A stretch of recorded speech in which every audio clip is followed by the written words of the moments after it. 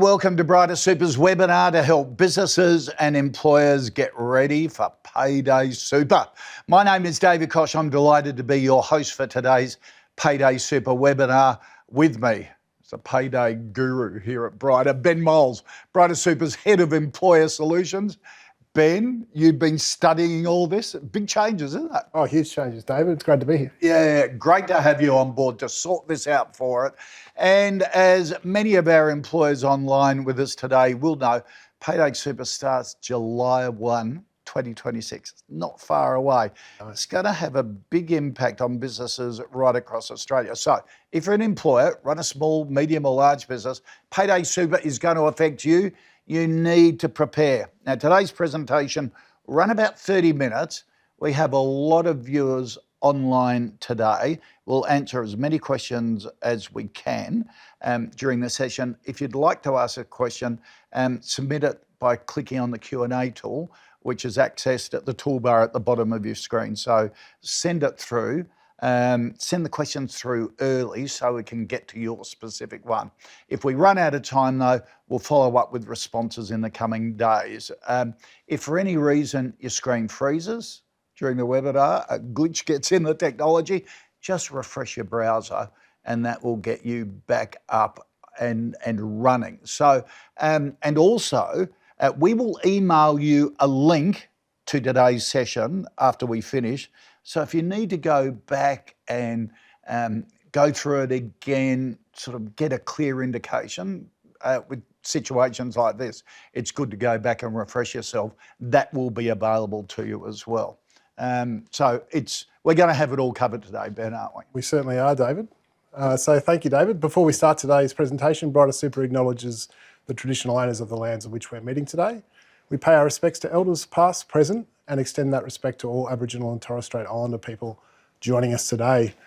I'd also like to let you know that today's session provides information of a general nature only, and it doesn't take into account your business's circumstances. So you will need to consider whether it's appropriate for you before acting upon it. Consider seeking some professional advice or refer to the ATO for further guidance. Okay, let's talk Payday Super. As I said, starts 1st of July. Look, it is one of the biggest super changes in years for employers, and that's what the focus is.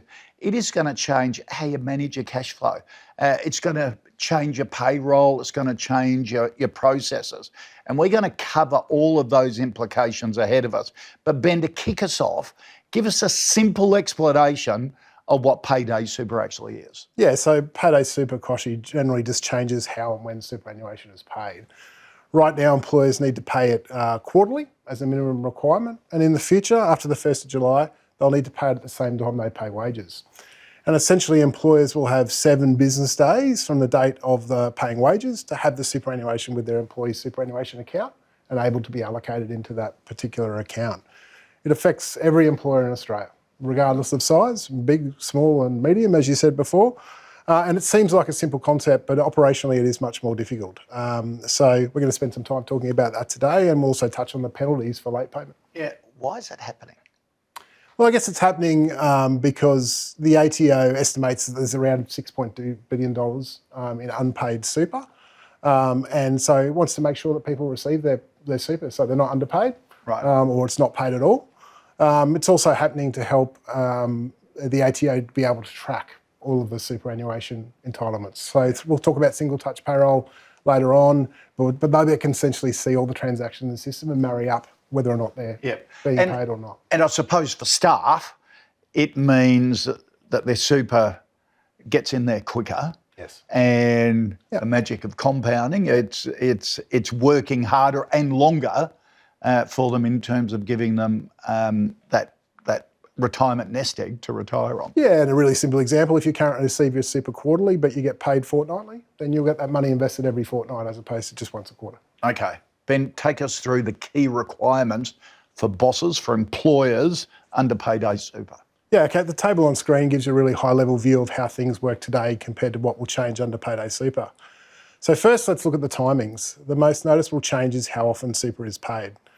Right now, employers generally need to pay super once a quarter.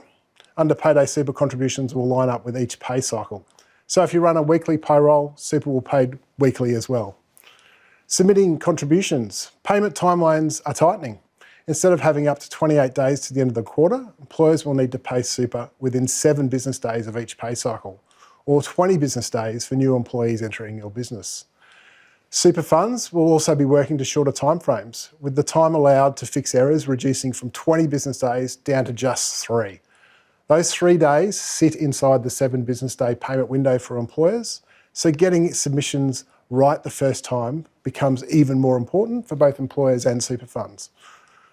For new employees, there is ATO stapling legislation which has been in place for a few years, which allows you to check, an employer to check with the ATO if an employee has a stapled fund or account. It's proposed that we'll refine this process further to allow stapling be integrated into the onboarding processes. Employers will be able to request a stapled fund and offer this to your employee at the same time as providing a choice form. The Member Validation Request, or MVR, is an exciting new feature that allows you to check if an employee's membership of a superannuation fund.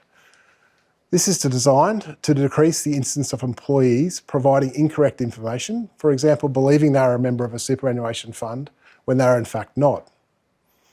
This feature will help in reducing errors and rejected contributions, particularly for new employees who enter your business. This feature is brand new to the entire industry and it's currently under development and will likely be delivered through your payroll provider or potentially your employee onboarding solution. Offering this solution through Brighter Super's clearinghouse, SuperChoice, is currently being developed. So if you're a Brighter Super employer and you're using SuperChoice, we'll keep you updated as to when this becomes available for you. Now, let's have a look at calculating and reporting of superannuation. There is a change that relates to the super guarantee and the calculation and the reporting requirements associated with that. SG will continue to be based on ordinary time earnings, or OTE. Payday Super, however, introduces a broader term called qualifying earnings, or QE. Qualifying earnings includes the OTE calculation for SG, but also includes salary sacrifice arrangements and a few other updates. So we'd urge employers to have a look at the ATO website for more detailed information. Under the new SG reporting rules, your payroll system will need to report both qualifying earnings and super amounts at every pay cycle through single touch payroll. Most systems that handle single touch payroll will update automatically, but we urge you to check with your provider. The payment methods that are currently offered will continue to be supported through Payday Super, such as direct debit and direct credit. Super funds and providers who submit contributions on your behalf will be enabling the new payments platform as part of Payday Super. And over time, you may see the introduction of other payment methods that will become available through those particular providers. David?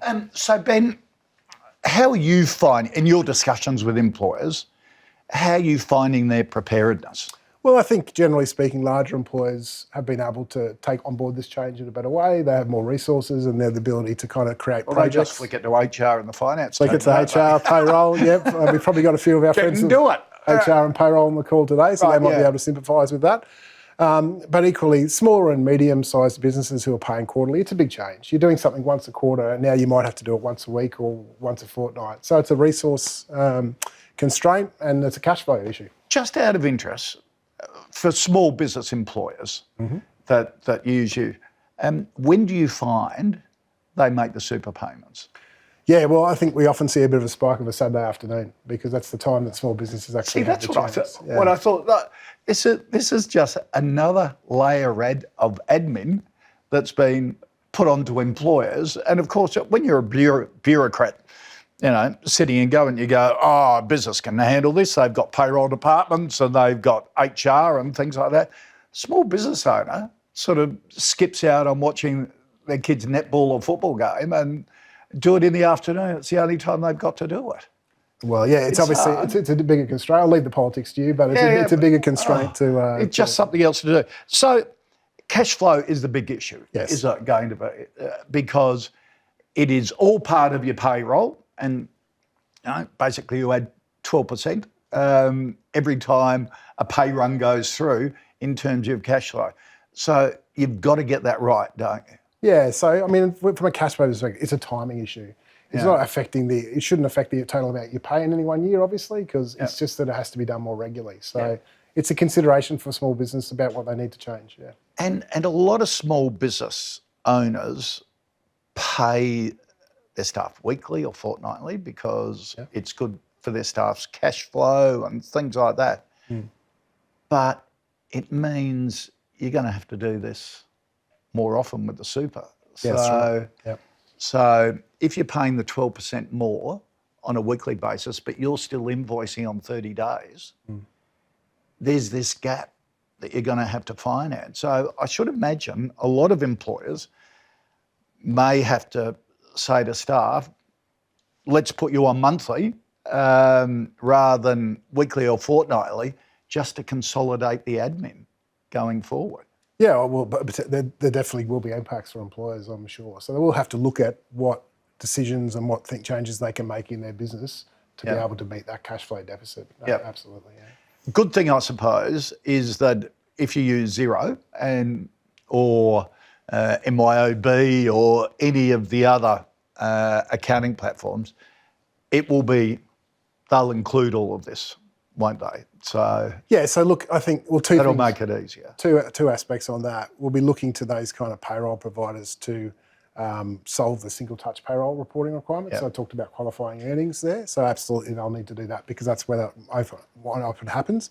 Employers often use a mix of payroll providers and clearinghouses to facilitate their payments. So we offer a clearinghouse called SuperChoice. So that's not a payroll provider; it's a dedicated system for making payments of super contributions. So there's a few different ways employers need to. And I suppose that's an incentive for employers, particularly small business employers, to actually look at technology to easing the administrative burden of this. And then there are all the other benefits of doing it, like your data, your dashboards, live dashboards in terms of running your business better. So this is just another incentive for people to, I think, small business employers to make sure they're on these platforms. Yeah, I think the employers we're talking to are looking to drive efficiency in their payroll processes that it doesn't introduce a cost burden to their business. Absolutely. So even though it looks like a big admin change, a lot of that will be handled by your accounting platforms. So for some employers, yes. A lot of our employers actually download information out of their accounting software and use our clearinghouse to make that. All right. So let's just recap. Here are the important dates that are coming up. On this slide, we bring together the 3 key dates employers need to be aware of as we transition from quarterly super contributions to payday. If you're using the ATO Small Business Clearinghouse, access closes 30th of June 2026. So employers need to have new arrangements in place by then. Then the 1st of July, Payday Super officially begins. From this date, super must be paid at the same time as wages. Each pay cycle and contributions must reach the employee's super fund within 7 business days of payday. And the final quarterly super payment is due on the 28th of July. This payment only covers earnings from April to June, even though it's made after Payday Super has started. So you've got to keep that in mind. Key thing to remember is that while the final quarterly payment runs until 28th of July, Payday Super is already in effect from the 1st of July. From that point on, all new earnings must follow the super rules. Ben, there are things that businesses can do right now to get ready for the changes. Run us through your top 3. Yeah, absolutely, David. So number 1 is understand the new rules. So take some time to understand what's changing. So if at today's webinar, you're doing the right thing, you're learning about the rules. Make sure your payroll and HR teams are clear on their obligations and how those changes will affect your current setup and your payment processes. Number 2, check your payroll processes and employee details. Even if you're using a payday-ready clearinghouse or a payroll provider that we just talked about, things like incorrect employee information, missing fund details, or delay in the payroll steps can still cause issues. So make sure everything is accurate, up and running smoothly now, so that can help you avoid late or failed payments later. Number 3, plan your cash flow. Super needs to be paid every pay period. We talked about this rather than quarterly. So planning ahead now can help you prevent surprises and make sure Payday Super is easy to manage once it starts at the 1st of July.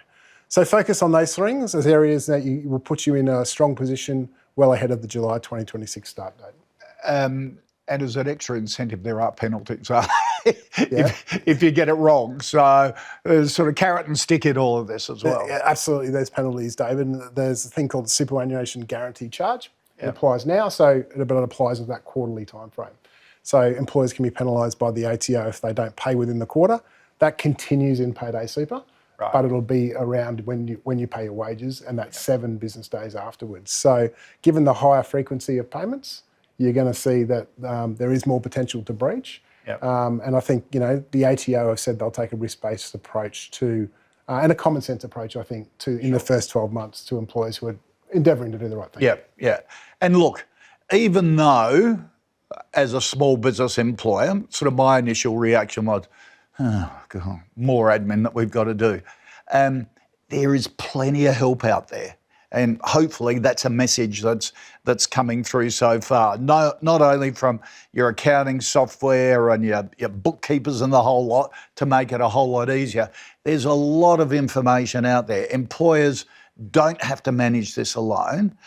Brighter Super, for example, has a Payday Super hub, brightersuper.com.au/payday, which includes clear guidance. It includes checklists, frequently asked questions and videos. It's all there, your one-stop shop. And if you have any questions about the Payday Super legislation, please contact Brighter Super's Employer Services team. Ask for you, Ben. Maybe not me, but there's come on, smarter people than me can do that inquiry. who are right here to support employers through all of these changes. So plenty of information, plenty of help. But I suppose, Ben, we all get caught up in running our businesses, but you've got to focus on this now. Yeah, absolutely. As a small business owner. And if you focus on it now, it'll be so much smoother. Absolutely. Less than 2 months to go, David. So all employers need to be thinking about this. Yeah. So you've got to switch on. Take time away from generating sales to how do you solve this? Because there are solutions and it's got to be worth you doing it. All right, Ben, if you're happy, let's start taking some questions from viewers. We've had lots of questions coming in. We had questions submitted prior to today when you registered. Ben's going to answer them for us. First one from Michelle. If I already pay super each pay cycle, am I ready? Well, you've made a good step to be ready. So obviously lining up the payment, your super payment to wages, very, very important. But it's not the only thing. We talked about that we talked about things like qualifying earnings, STP reporting. That's new reporting requirements. So that's part of Payday Super as well. We talked about data requirements, making sure that your data is cleansed and that the information you hold for your employees is in a good state, so that when you make that super contribution, you can be comfortable that you're going to meet that 7-day window from Payday. So great step, Michelle, to start off with, but I think start looking at those other items and then hopefully you'll be well on track to being compliant at the 1st of July. Yeah, good stuff, Michelle. Now, Warren says, we'd like to commence before the July required date. Good on you, Warren. A bit of pre-season, if you like. Yep. Would Brighter Super accommodate that? Yeah, Warren, we'd love you to commence earlier too. I think it's a really good idea. So absolutely, Brighter Super would accommodate that. So if you're using our clearinghouse super choice or you're working with us on that, we'd be more than happy to support you through it. And it kind of gives you the opportunity to see what does the payday process look like in a kind of live environment for your business prior to the rules coming into effect. So it gives you a bit of a safety net. So yeah, Warren, absolutely, I'd encourage you to do that. Yeah, and that's Warren, a good tip from Warren to everybody. I suppose. That's right. Start a bit early, get used to it, so all your systems are on the way. Now, another question, what happens if an employee has more than one super fund and the contribution is made to both at alternative dates? Yeah, good question. So, look, if you have more than one super fund and you're an existing employee of that business, the 7 business day rule is going to apply. If I'm understanding the question correctly, if there's a change in superannuation funds, that will be treated like a new employee. So it gives you that 20 business day buffer, so a little bit more time to do. So it's not very common that employees have more than one superannuation fund, but if they're made at alternative dates, I think the question there is if it has to line up with with your pay cycle. Right. So it could be alternative dates if the pay cycles are alternative dates. So based on that's the best way I can answer from the information based on that question. Okay. All right. Another question. Once we pay by direct debit to Brighter Super, can we ensure that your platform will pay the employee super fund on time within that 7-day required period? That's a really good question as well, isn't it? Excellent question, one we get often. So look, yes, you can pay direct debit under Payday Super, and that will probably continue depending on what provider you're using to be available to you. The one thing I say to employees about direct debit on the current banking platform, so the BEX banking platform, is it can take 1 to 3 business days to clear your account and make its way to the super fund. That's just the way direct debit's set up. So it will probably increase the risk a little bit for employers within that 7-day window. We generally steer employers to direct credit. Direct credit's faster, it's often instant, and often is with the super funds within 24 hours. So look, you can continue to use direct debit into the future, but direct credit's a bit faster, so it's just about you assessing your risk to meet your timeframes. And talk to your bank to get their act together, you know? Well, direct debit's always been a slower payment. It's just how that works. But, why? It's just because of the process, the banking processes. Yeah. I mean, there is the new payment platform, which we haven't talked about yet. We would touch on briefly, but you know, new payment platform will enable faster transactions around the industry into the future, but it's really in its infancy. So there might be some new payment methods that come online in the future that are faster. Yep. Right. Okay. All right. John has put this through a question to you, Ben. Don't forget, if you've got a question to ask, just go to the Q&A section, click on that. That's at the bottom of your screen there. It's pretty easy to do. John says, Ben, my current company contributions are done through Westpac Quick Super. As another option, can I convert this to Westpac Payday Super, and how do I do it? Yeah, okay. I'm going to take that question that you're a Brighter Super employer. So Brighter Super, historically, just for legacy reasons, has had 2 clearinghouses or 2 portals for managing superannuation payments.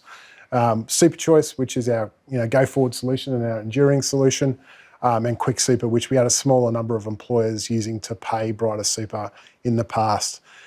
We've decided to cease offering Quick Super at the 1st of July this year, and we've been communicating with those employers for over a number of months into the future. So I think in answer to that question there, if you're using Quick Super now and you want to stay with the Brighter Super solution, which we offer at no cost, then that's Super Choice, and we can help you transition across to that. But I will say that employers are able to choose their own solution. There's many solutions out there, but give us a call and we can help you with that. Okay, so now you're looking at your super process, and you're forced to because of new rules. Maybe start to think about getting rid of legacy systems, working out that this is a trigger to think about the processes for paying super, going to a new platform like this rather than just putting it off to another day. I think you want it to be as efficient as possible, don't you, inside your business? So if you can get rid of legacy steps or processes or systems, then absolutely you should do that. Yeah. Okay, take advantage of it. Carla has a great question. Will the Brighter Super Clearinghouse navigation be covered in this session? We've registered, but are yet to make contributions via this clearinghouse. Would like to begin soon. So when July 1 Payday Super begins, we're fully ready and up and running. Yeah, great. So we won't be covering, Carla, the navigation of the clearinghouse today. David and I would not be the best people to do that. But as you've registered for Super Choice, if you log into that platform that we offer, there's an item or a menu item called Knowledge Hub. And if you click on that, in there is a bunch of videos, a bunch of step-by-step guides which show you exactly how to navigate that system and how to submit a contribution. So you can view that on demand, and then after that, if you've got any questions, you can give us a call. I talk to a lot of small business owners just through my job. They're worried about these penalties that we touched on previously. How can you avoid the penalties with Payday Super? What are the key observations that you're seeing with the small business lens on? Yeah. So I think to answer that question, Kochie, what I'll do is talk about what the ATO have said. Yep. So the ATO have indicated that they'll take a risk-based approach to compliance or penalties in the first 12 months of Payday Super. And what that means is, if you interpret what it looks at, and I encourage you, if you're an employer worried about this, go to the ATO website and read their words on this because it's quite detailed. But what they're saying is... And to give them their due, it's pretty good. Yeah. Like the ATO website, I use all the time. And you might think, I won't be able to understand what an ATO explanation is. They do have a terrific website, and particularly with this section as well, it's really clear. They have done a good job, the ATO, with communicating this to employers because they've got a lot to communicate to, obviously, with every employee impacted. But they're doing it pretty clearly. Yes. And in a good, understandable way. That's right. So what they've said is employers who are, using best endeavours, are genuinely trying to pay superannuation at the same time as they pay wages, are resolving issues as quickly as possible, that they'll take a fair and reasonable approach to penalties. So I think if you're making the steps to comply, you can expect the ATO to be reasonable with you. So that's what we would say to all businesses. Look at that and make sure you're doing that. And then the ATO will give you some more time to become maybe perfect. Right. If that makes sense. Yeah. Good. So they're being really reasonable about it. That's what they've indicated. And encouraging, which is good. This is a good question on cash flow as well. Are there any measures that employers can take to prepare for the cash flow impact of having Payday Super more frequently and having to pay it more frequently? Yeah, so I think talking to your accountant or your business advisor, which we touched on before, so if you've got someone who helps you with that, definitely raise that with them. Second of all, have a look. So as an example, if you pay your superannuation for your wages, for your employees on a fortnightly basis, run some projections. What does the super liability or the cost look like each fortnight? What's it look like for a year? And then that might be able to sort of inform you a little bit more on the cash flow requirement. And then you can look at changing things like invoicing terms and those sorts of things. Yeah, that's the invoicing terms and chasing up invoices, which we all should be doing anyhow. And you can automate pretty well in Xero, but sometimes it takes a call with someone who's really slow. But looking at those invoicing terms, maybe talking to your bank in the first instance and say, hey, I've got to get used to this Payday Super. Is there a line of credit, an overdraft to cover it in case I need it?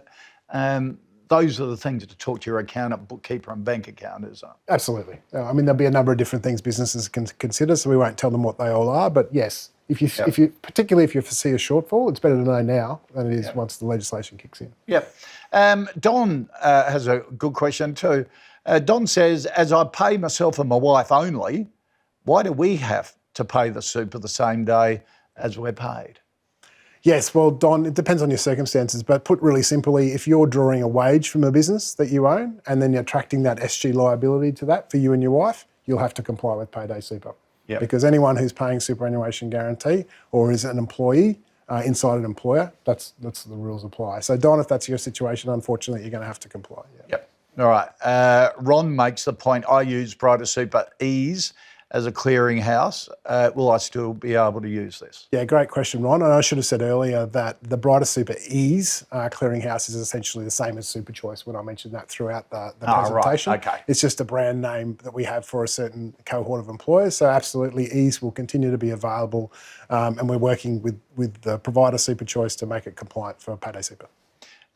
Gabby has an interesting one as well. From time to time, we've had some employees with obscure super fund choices, which is not an option in your clearinghouse payments at the moment.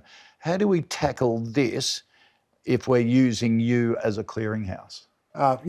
Great point. So every regulated superannuation fund, even if they're obscure or not, has what they call a unique superannuation identifier. Right. So that's a number or a code that's unique to that superannuation fund. And when an employee nominates that super fund with their employer, they should be giving you that number so that you can use that in the clearinghouse to assign the fund to that employee. Right. Bit technical, but that's how it works.